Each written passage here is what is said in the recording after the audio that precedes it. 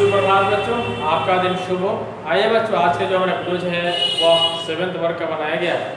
7th वर्ग का हमारी दुनिया किताब का छठा अध्याय का नाम है हमारा पर्यावरण। तो बच्चों, पिछले वीडियोज में भी हम लोग इसी अध्याय पे चर्चाएं किए हैं और इसके बारे में जानने का प्रयास किए हैं कि पर्यावरण जो है क्या है और पर्यावरण कितने प्रकार की होती है।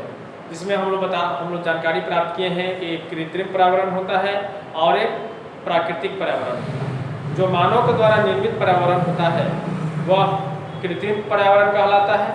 जो प्राकृतिक रूप से प्राकृतिक प्रद होता है, अर्थात प्राकृतिक द्वारा बनाया गया जो पर्यावरण होता है उसे प्राकृतिक पर्यावरण के नाम से जाना जाता है।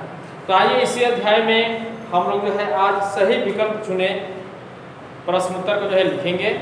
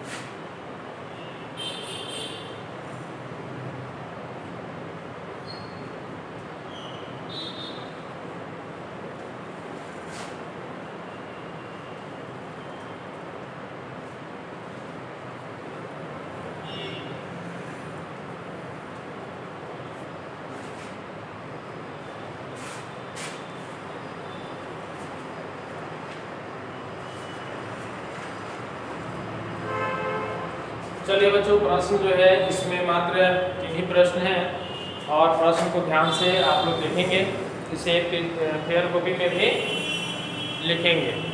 देखिए बच्चों, प्रश्न जो है बहुत ही अच्छा है। इसको जो है आप लोग फेयर कॉपी में लिखने के बाद निश्चित रूप से याद भी करेंगे और चैप्टर्स को जो है बार बार पढ़ेंगे ताकि जो भी प्रश्न उत्तर हम कराएंगे वो आप लोग को अच्छे ढंग से समझ में आ जाए। चलिए प्रश्न देखते हैं। प्रश्न क्या कह रहा है इनमें कौन सी प्राकृतिक पर्यावरण की वस्तु है।